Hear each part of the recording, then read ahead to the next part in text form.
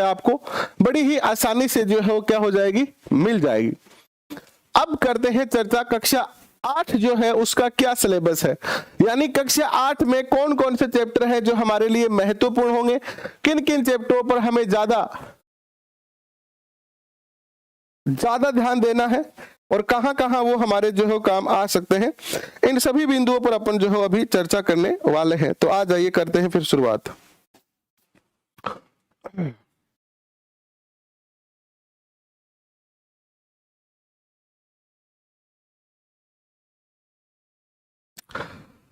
ये बात आपकी सत्य है, लेकिन जब पढ़ते हैं हम तब हमें ऐसा लगता है कि यार क्या पढ़ रहे हैं हम, कक्षा 6-7 पढ़ रहे हैं, हम तो ग्रेजुएट हैं, हम बीएड हैं, हम तो बहुत पढ़ाई कर चुके हैं, कक्षा 6 पढ़ना तो हमारी बेवकूफी है, ऐसा हमें लगता है। लेकिन ये बात जो बच्चे मेरे साथ जुड़े हुए हैं पिछले 2 साल से 1 साल से, उनको पता है कि यहां पर जो हम पढ़े हैं वो आपके लिए जो घंटा आप मुझे देते हो, 1-आधा घंटा, वो आपके लिए पेपर में बहुत अच्छा इनपुट लेके आता है, आउटपुट निकाल के देता है आपको। तो देखिए यहां हम चैप्टर नंबर 1 18वीं सदी का राजस्थान पढ़ेंगे, यहां से क्वेश्चन आते हैं। इसके बाद हम 1857 की क्रांति को पढ़ेंगे, राजस्थान में इसकी क्या रूपरेखा रही, आधुनिक राजस्थान का निर्माण देखेंगे, यानी एकीकरण आ जाएगा इसमें। राजस्थान की जनसंख्या, इस टॉपिक में देखो पुरानी जनसंख्या के अकॉर्डिंग है 2010 वाली, 2011 वाली, तो अभी तक तो कोई आंकड़े बदले नहीं है, नई जनसंख्या के आंकड़े आए नहीं है। अगर आंकड़े आ जाएंगे तो उसको हम अपडेट कर लेंगे, ठीक है। इसके बाद हम उद्योग पर चर्चा करेंगे राजस्थान के, फिर राजस्थान के परिवहन और पर्यटन पर चर्चा करेंगे, इसके बाद विकास योजनाओं पर चर्चा करेंगे, इसके बाद जो है जन जागरण एवं सामाजिक सुधार हेतु राजकीय प्रयास पर चर्चा करेंगे, इसके बाद हम जो है ग्रामीण और शहरी प्रशासन पर चर्चा करेंगे, और 10वां चैप्टर तो सबसे ज्यादा मोस्ट है, क्योंकि यहाँ हम राजस्थान की कला और संस्कृति की जो है चर्चा करने वाले हैं। यानी कहने का सीधा सीधा अर्थ है कि कक्षा 10 अपने लिए, कक्षा 8 जो है वो अपने लिए बहुत ही महत्वपूर्ण है, एक एक टॉपिक जो है वो अपने को बहुत ध्यान से पढ़ना है। तो आइए करते हैं शुरुआत आज के सेशन की। देखिए 18वीं सदी के राजस्थान की बात करते हैं। 18वीं सदी के अंदर राजस्थान में क्या क्या घटनाएं घटती है, क्या क्या होता है, और किस प्रकार वो राजस्थान के इतिहास में, राजस्थान की प्रशासनिक व्यवस्था में, राजस्थान की राजनीति में जो है वो बदलाव लेके आते हैं। सेशन की शुरुआत करूं इससे पहले हमने लास्ट चैप्टर में बहुत चीजें पढ़ी है और वहां से बहुत सारे क्वेश्चन बनते हैं, तो फिर मैं आपको एक बार फिर से यही कहूंगा, कि आप अपने बुक में, यानी एक रजिस्टर, जब भी आप सेशन देखें, चाहे आप ऑफलाइन देख रहे हो चाहे आप ऑनलाइन देख रहे हो, अपने साथ एक पेन और एक रजिस्टर जरूर रखें, चाहे रफ रजिस्ट्री हो। एक बार आप उसमें नोट करें, जो भी मोस्ट चीज बताई जाती है उसको, सारा का सारा लिखने की जरूरत नहीं है, कम से कम वो चीजें जरूर लिखें जो हाईलाइट की हुई हो, और फिर बाद में उनको आप जो है वो रफ फेर में भी लिख सकते हैं। तो चलिए करते हैं शुरुआत। मराठा शक्ति को सर्वप्रथम शिवाजी ने संगठित किया। औरंगजेब की मृत्यु के पश्चात जो है वो मराठा शक्ति ने उत्तर भारत में विस्तार की नीति अपनाई, जिससे वे मालवा गुजरात में आक्रमण करने लगे। मराठों का मालवा व गुजरात पर आक्रमण राजस्थानी शासकों के लिए भी चिंता का विषय बन गया, क्योंकि मालवा जो है आप सब जानते हो एमपी में है और गुजरात दोनों ही राजस्थान के पड़ोसी हैं। तो अगर पड़ोसी पर आक्रमण हो रहा है तो फिर हमें भी सोचना पड़ेगा, है ना।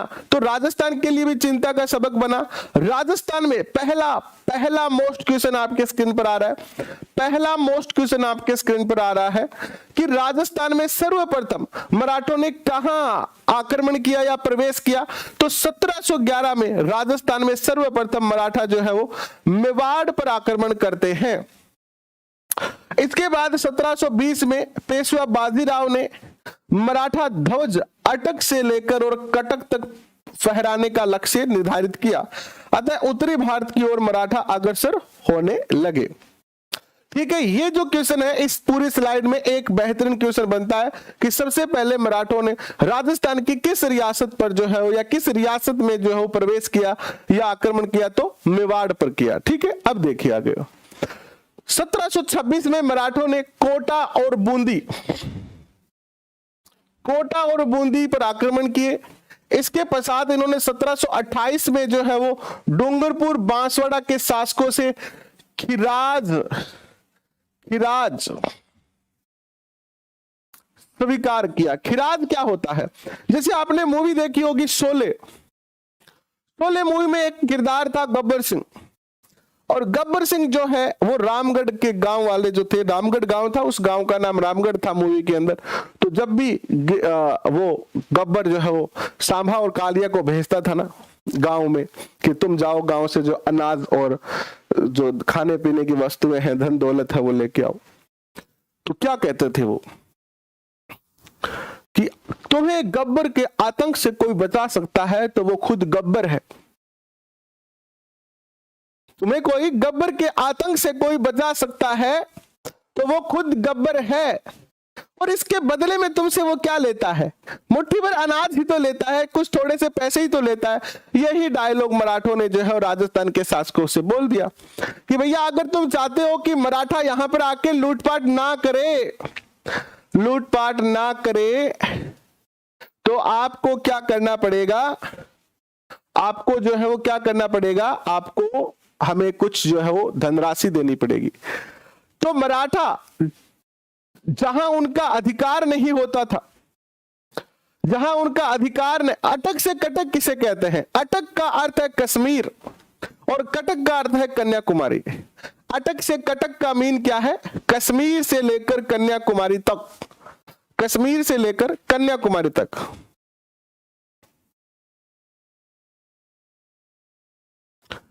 ठीक है, और वैसे देखा जाए तो कटक एक स्थान है पाकिस्तान में भी। ठीक है,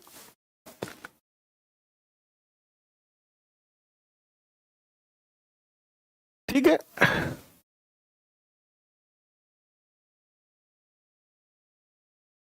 अब आगे बढ़ते हैं। तो खिराज क्या होती है? खिराज और सरदेश मुखी दो प्रकार के ये टैक्स लेते थे।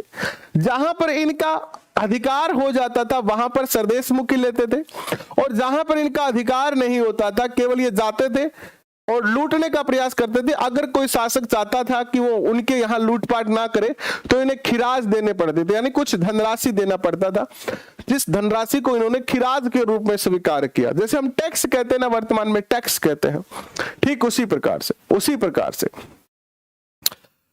तो क्वेश्चन बनेगा कि सबसे पहले राजस्थान के किस शासक ने मराठों को खिराज देना स्वीकार किया? तो डूंगरपुर और बांसवाड़ा के शासकों ने।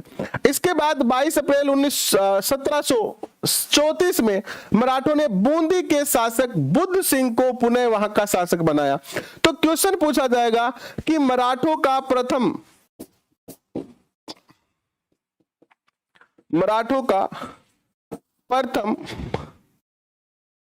राजनीतिक हस्तक्षेप, मराठों का प्रथम राजनीतिक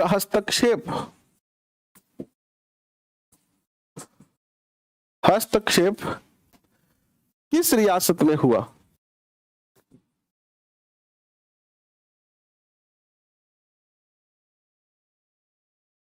यानी अब तक जो मराठा आए थे मेवाड़ में, बांसवाड़ा में, डूंगरपुर में, कोटा में, बूंदी में, तो वो केवल लूटपाट के उद्देश्य से आए थे, खिराज लेने के उद्देश्य से आए थे। लेकिन सबसे पहले बूंदी की जो राजनीति है उसमें जो है वो क्या किया? मराठों ने हस्तक्षेप किया, क्योंकि मराठों को बुलाया गया था बुद्ध सिंह के द्वारा कि आप हमारी सहायता कीजिए और इसके बदले हम आपको कुछ धनराशि देंगे। इसके बारे में आगे और विस्तार से पढ़ेंगे।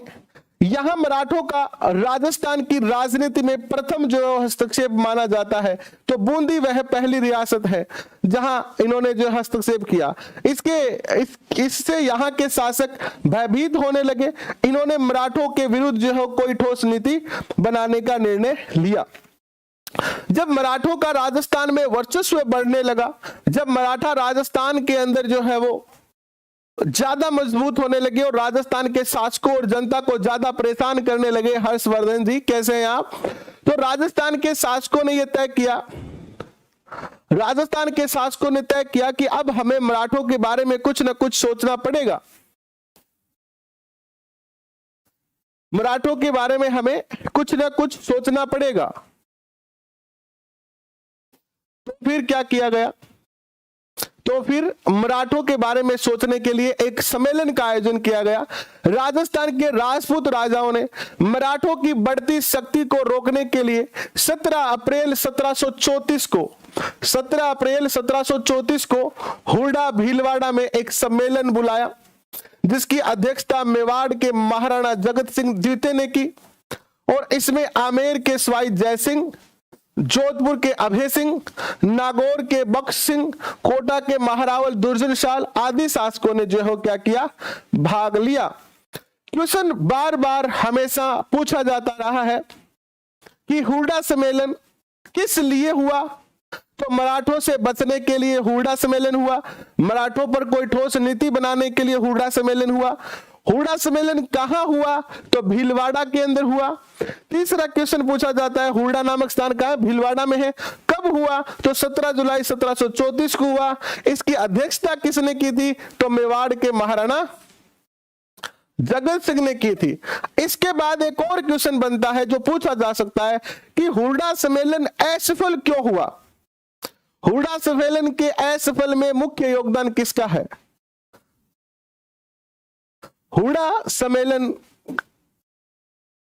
की असफलता के पीछे मुख्य योगदान किसका रहा है, तो आइए इस पर चर्चा करते हैं। देखिएगा, ये जब हुडा सम्मेलन हो रहा था तो इस सम्मेलन में एक अहमदनामा क्या होता है, एक राजीनामा या एक जो है वो डिसीजन लिया गया, एक डिसीजन तैयार किया गया जिसमें यह निश्चित किया कि सभी एक दूसरे के साथ मिलकर रहेंगे। एक का शत्रु व मित्र, दूसरे का शत्रु व मित्र होगा। कोई भी नई योजना सभी मिलकर निश्चित करेंगे। वर्षा ऋतु के पश्चात रामपुरा में सभी एकत्रित होंगे, किंतु ये सभी शर्तें कागज तक ही सीमित रही और इनका कोई भी पालना नहीं हुआ। हुडा सम्मेलन के अंदर तय तो बहुत कुछ हुआ था कि दोस्त का दोस्त दोस्त होगा, दोस्त का दुश्मन दुश्मन होगा, हम सब मिलके काम करेंगे, कोई भी अलग अलग तरीके से नहीं लड़ेगा और जो भी नई योजना बनेगी वो हम साथ मिलकर ही बनाएंगे। बट होता ऐसा नहीं है, ये कागज तक ही सीमित रह जाता है, ये कागज तक ही सीमित रह जाता है।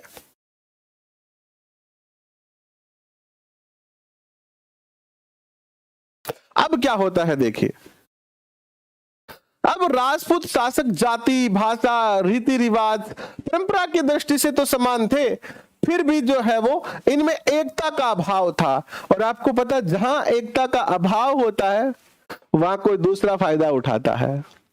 जहां एकता का अभाव होता है नागेंद्र सिंह जी, वहां दूसरे लोग फायदा उठा लेते हैं,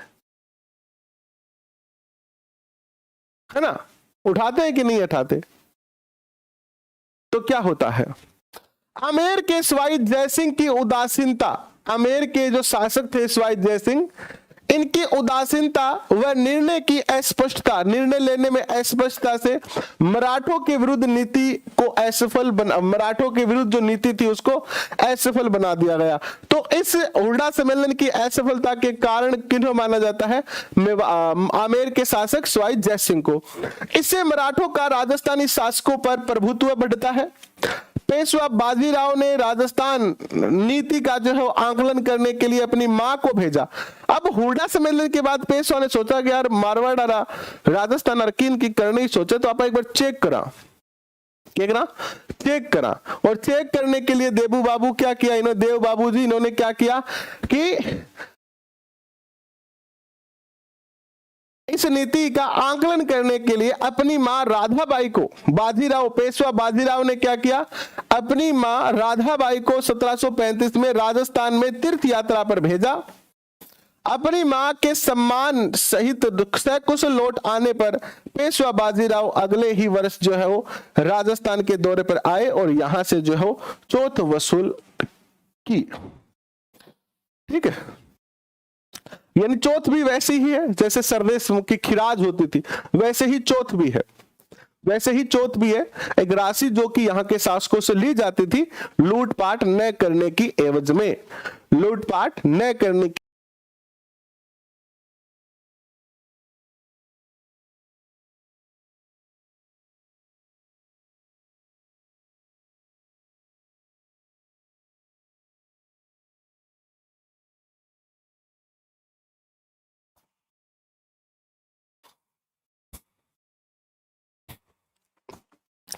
आप सबको भी होली की ढेरों ढेर बधाइयां। ठीक है, और ये जो होली आपके जीवन में बहुत सारे रंग लेके आए, और उन रंगों के अंदर जो एक रंग सफलता रूपी रंग भी हो। ठीक है, एक सफलता रूपी रंग भी हो। चौथ की बात हमने कर ली है कि बाजीराव, पेशवा बाजीराव ने जो है वो यहां से चौथ वसूलने का प्रयत्न किया और इनको यहां से सफलता मिल जाती है। इसके बाद देखिए क्या होता है। स्वाई राजस्थान के उत्तराधिकार संघर्ष में मराठाओं की भूमिका 1734 से लेकर और 1750 के अंदर, इन 7 सालों में राजस्थान में लगभग हर रियासत के अंदर जो है वो उत्तराधिकार का युद्ध जो है वो चलता है, उत्तराधिकार का संघर्ष चलता है। यानी भाई भाई आपस में लड़ते हैं कि तू राजा बनेगा कि मैं बनूंगा। भाई भाई में लड़ाई क्यों होती है? आज तो जनरली एक विवाह होता है कि नहीं होता? यानी एक व्यक्ति एक औरत से विवाह करता है, एक लड़की एक व्यक्ति से, पुरुष से विवाह करती है। उनके ज्यादा से ज्यादा 2 या 3 संतान होती है। आजकल तो 2 ही होती है। अगर हम इसे पहले वाली पीढ़ी में जाए तो 3-4 संतानें होती है। वो भी भाई जो एक माता पिता के भाई है, वो भी आपस में लड़ते हैं माता पिता की संपत्ति प्राप्त करने के लिए। तो यहाँ तो जो राजा होते थे, इनकी अनेकों पत्नियां होती थी। हर राजा की 5-7 पत्नियां होती थी, और उन सारे 5-7 पत्नियों में से सबके पुत्र होता था। तो जब राजा की मृत्यु होती थी तो ये पत्नियों के जो पुत्र होते थे, ये हर पत्नी अपने अपने बेटे को राजा बनाने की चाहत रखती थी, और फिर युद्ध का कारण जो है बन जाता था। क्या होता है देखिएगा, 18वीं शताब्दी में राजस्थान के राजपूत शासकों में उत्तराधिकार के लिए संघर्ष होने लगा। यही कारण था कि मराठों को उत्तराधिकार के निर्णय में दखल का अवसर जो है मिल गया। अब देखो, आपने कहे नहीं कि घर में अगर जो लड़ाई होगो नहीं तो भैया दूसरों तो फायदो उठाएगो। भाई भाई लड़ेगा तो कोई दूसरो फायदो उठाई सी, यानी उठासी को नहीं उठावे। अगर भाई भाई लड़ेंगे तो कोई दूसरा व्यक्ति तो फायदा उठाएगा ना उस चीज का। तो बस यही बात यहां पर भी होती है। क्या होती है कि जयपुर में उत्तराधिकार का संघर्ष होता है। सबसे पहले जयपुर में उत्तराधिकार का संघर्ष क्यों हुआ? उदयपुर के महाराणा अमर सिंह थे। उदयपुर के महाराणा अमर सिंह सेकंड, अमर सिंह द्वितीय, और अमर सिंह की एक पुत्री थी।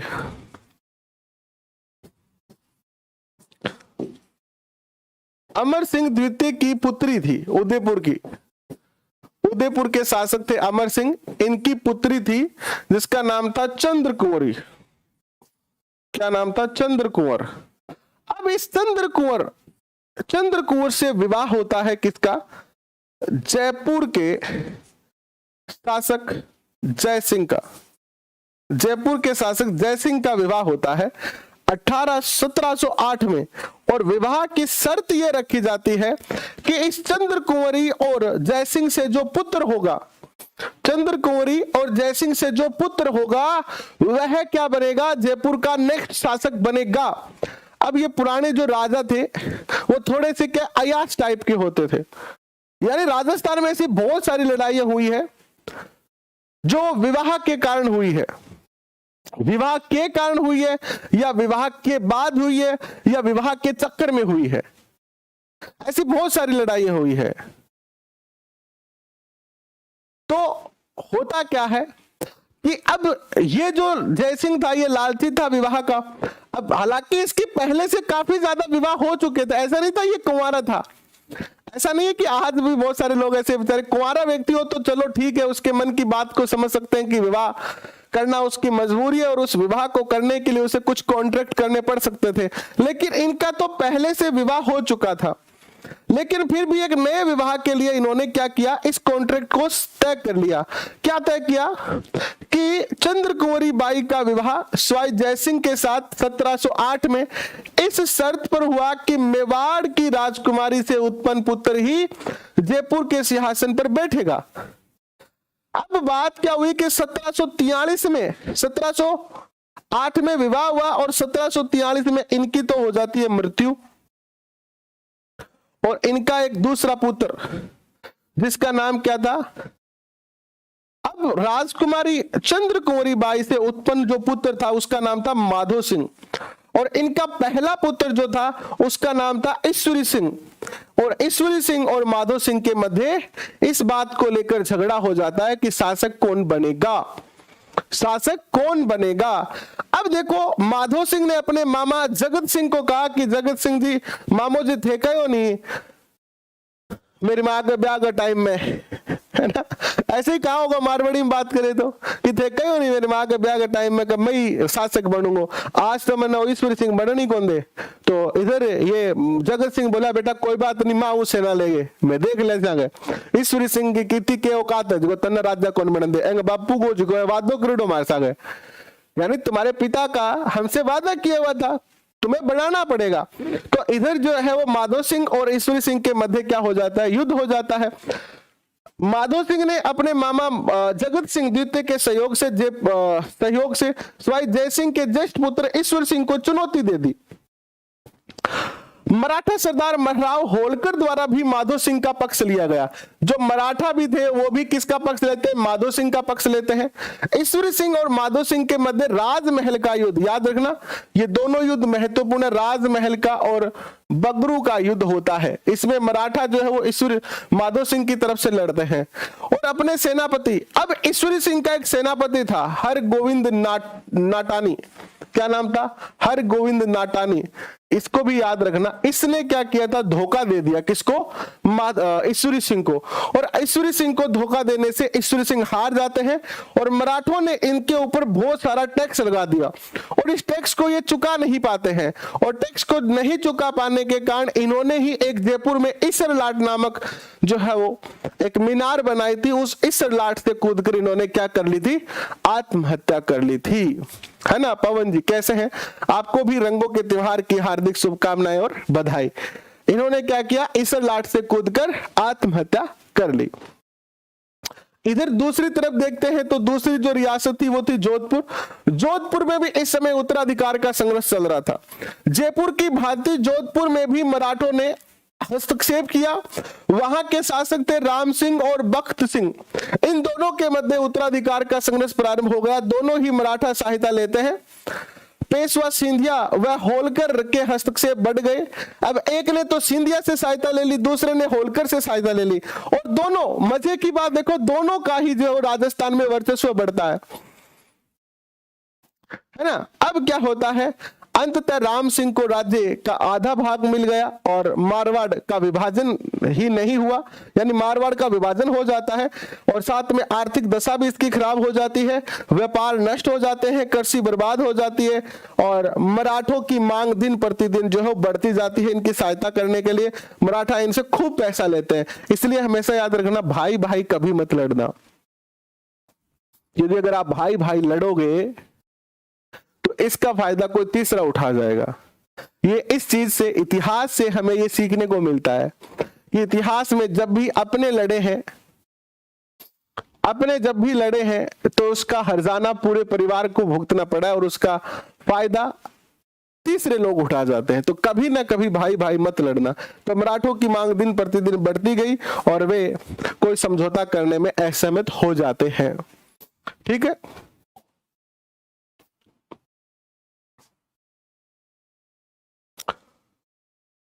प्रीति जी क्या कह रहे हैं आप, मैं आपका कमेंट देख नहीं पाया, मैं एक बार ऊपर जाके आपका कमेंट देखने का प्रयास करता हूं।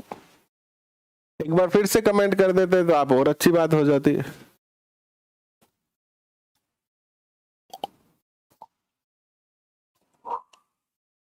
एक बार फिर से कमेंट करें आप प्रीति जी।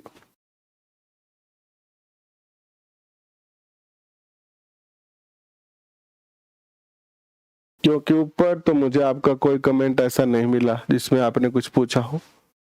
एक बार अगर मुझसे कुछ पूछना चाहते हैं आप तो कमेंट दोबारा कर दें। और जितने भी बच्चे हैप्पी होली बोल रहे हैं उनको भी हृदय की गहराई से हैप्पी होली।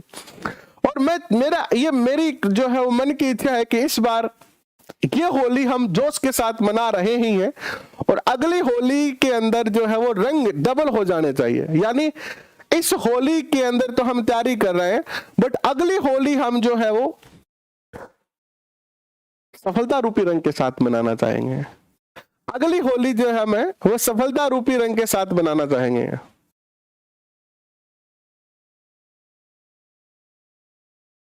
है ना। तो सभी को हैप्पी होली। अब आगे बढ़ते हैं। मेवाड़ में उत्तराधिकार संघर्ष। अब इधर मेवाड़ में भी चल रहा था। 1761 में महाराणा राज सिंह द्वितीय की मृत्यु होने से अरि सिंह को मेवाड़ के राज सिंहासन पर बैठा दिया गया। इसके कुछ समय के बाद मेवाड़ की गद्दी पर दो दावेदार हो गए, एक अरि सिंह और दूसरा रतन सिंह। दोनों ने मराठों से सहायता प्राप्त करने का प्रयास किया। परिणाम स्वरूप गृह युद्ध में मराठा हस्तक्षेप होने लगा, जिससे मेवाड़ की सामाजिक, सांस्कृतिक, आर्थिक और राजनीतिक प्रगति का मार्ग में अवरुद्ध हो गए और राजस्थान के शासकों के पारस्परिक वैमनस्य के कारण जो है मराठों का हस्तक्षेप बढ़ता गया और फलतः यहाँ का विकास जो है अवरुद्ध होता गया। इसके बाद अंग्रेजों से संधियां। अब देखिए, इस समय जो था 18वीं शताब्दी के अंदर, 17वीं शताब्दी के एंड में और 18वीं शताब्दी के प्रारंभ में अंग्रेज भी धीरे धीरे राजस्थान और पूरे भारत में जो है वो अपना वर्चस्व जमा रहे थे। राजस्थान के लोग जो थे वो मराठों से परेशान थे। इधर अंग्रेजों ने इनके सामने ऑफर रखा कि अरे राजस्थान का राजपूतों थे, डरो ना, तुम हमारे साथ संधि कर लो। अगर थे मारसा का संधि करेगा तो मैं थारी मराठा से रक्षा करांगा, यानी थे थारे घरे बैठे रहे हो राजमहल में थारी पत्नी के साथ, मैं जासिया लड़ने, मराठा जब भी आओगा हमारा सैनिक लड़ेगा। मराठा सोचा रहो तो बहुत बढ़िया काम है। तो वे बोले अंग्रेजा ने, बोलो के करनो है माने? बोलो की कौन करनो? जिखो जिखा पीसा थे मराठा देता, यानी जीता पीसा थे मराठा देता, बचने खातर बीता पीसा थे मान दे दो और थे थारे महल में आराम से चिल करियो और मैं लड़स्या, मैं थारी रक्षा करस्या, हमारी जिम्मेदारी है। अब ये जो ऑफर था, ये ऐसा ऑफर था जैसे कि मान लो कि बस ठीक हो गया, जैसे एक बेरोजगार व्यक्ति को ये कह दिया जाए कि तुम ये काम कर लो और तुम्हारी नौकरी पक्की है ना।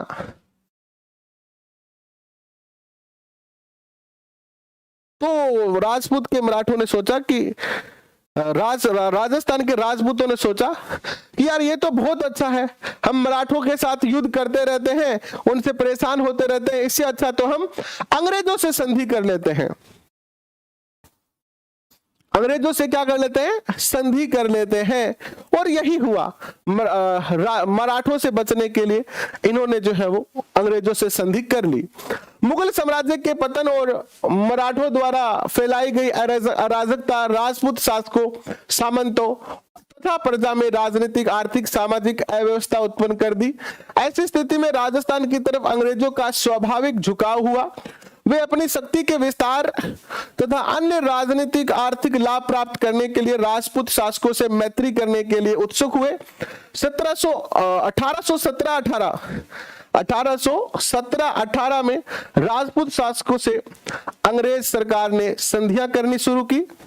राजस्थान के राजाओं में सर्वप्रथम 19 सितंबर 1803 को, यह डेट याद रखना और यह नाम याद रखना, भरतपुर के राज्य, यानी सबसे पहले जो अंग्रेजों से संधि की वो भरतपुर ने की 1803 में 29 सितंबर को, और 1818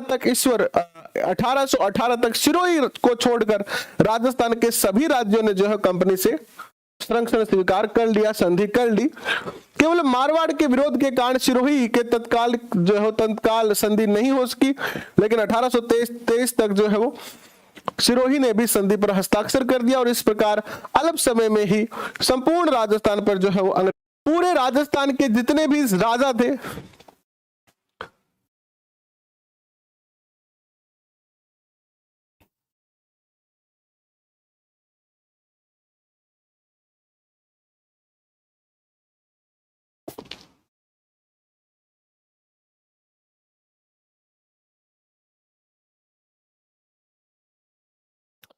राजस्थान के जितने भी राजा थे उन सभी राजाओं ने 1823 तक पूरे राजस्थान के राजाओं ने अंग्रेजों से संधि कर ली।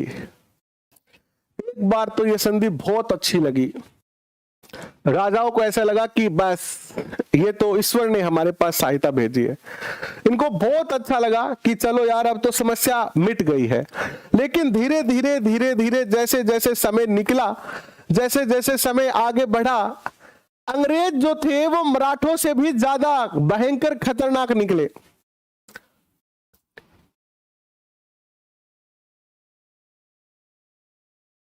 अंग्रेज जो थे वो मराठों से भी ज्यादा जो है वो खतरनाक निकले, इनसे ज्यादा जो है वो खराब निकले। और संधियों का परिणाम क्या हुआ? 1817-18 ईस्वी की संधियों के परिणाम स्वरूप अंग्रेजों के दिए जाने वाले खिराज से देसी शासकों की आर्थिक स्थिति जो खराब हो गई। अंग्रेजों को शासकों के आंतरिक मामलों में हस्तक्षेप करने का अवसर मिल गया। अंग्रेजों ने भी शासकों को सामंतों की विशेषाधिकार तथा शक्ति नष्ट करने हेतु दबाव डाला। इससे सामंतों की प्रतिष्ठा को हानि पहुंची। स्वदेशी व्यापार, उद्योग, हस्तशिल्प नष्ट होने लगा। राजस्थान में ईसाई मिशनरियों का प्रवेश होने लगा। ईसाई धर्म का प्रचार प्रसार आरंभ हो गया। इससे जनसाधारण में तीव्र जो है प्रतिक्रिया हुई और आगे चलकर जो 1857 का जो है क्रांति का रूप ये लेती है। ये चैप्टर आपका फर्स्ट पूरा हो गया। चैप्टर नंबर 2 हम पढ़ेंगे कल, 1857 का स्वतंत्रता संग्राम और राजस्थान। इस तरीके की जो चीजें आप पढ़ रहे हो, देखो वैसे देखा जाए अगर आप किसी गाइड में पढ़ते हो तो वहां से थोड़ा डाटा कम है यहाँ पर, क्योंकि यहाँ पर जो राजस्थान का इतिहास है वो 5 भागों में बांट दिया गया है। कक्षा 6 में थोड़ा पार्ट है, कक्षा 7 में थोड़ा पार्ट है, कक्षा 8 में थोड़ा पार्ट है, कक्षा 9 में और कक्षा 10 में। इसलिए यहां पर थोड़ा थोड़ा पार्ट में डिवाइड करके आपको दिया गया है। लेकिन अगर आपने हमारे पिछले साल जो हमने आपको 2021 रीट के अंदर वन लाइनर जो क्वेश्चन करवाए हैं, जिस बच्चे ने वो वन लाइनर क्वेश्चन 3 से 4 बार पढ़े और वो किस राजस्थान का कोई भी एग्जाम दिया है, उसको निराशा नहीं हुई। यानी आप 15-20 हजार रुपए देकर कोचिंग करके जितने बच्चे ने क्वेश्चन सही किए थे, उतने क्वेश्चन राजस्थान जीके के केवल वो वन लाइनर क्वेश्चन पढ़कर, जिस बच्चे ने 3 से 4 बार वो वन लाइनर क्वेश्चन पढ़े, उस बच्चे ने उनके बराबर यानी 20,000 रुपए कोचिंग के देकर जिन्होंने जो है वो अध्ययन किया, उतना नंबर वो बच्चे लेके आए। यानी हमारा लक्ष्य जो था वो यही था कि आप कोचिंग वाले बच्चों से एक कदम भी पीछे ना रह जाएं, और यही प्रयत्न हमारा अब भी है, यही प्रयत्न हमारा अब भी है।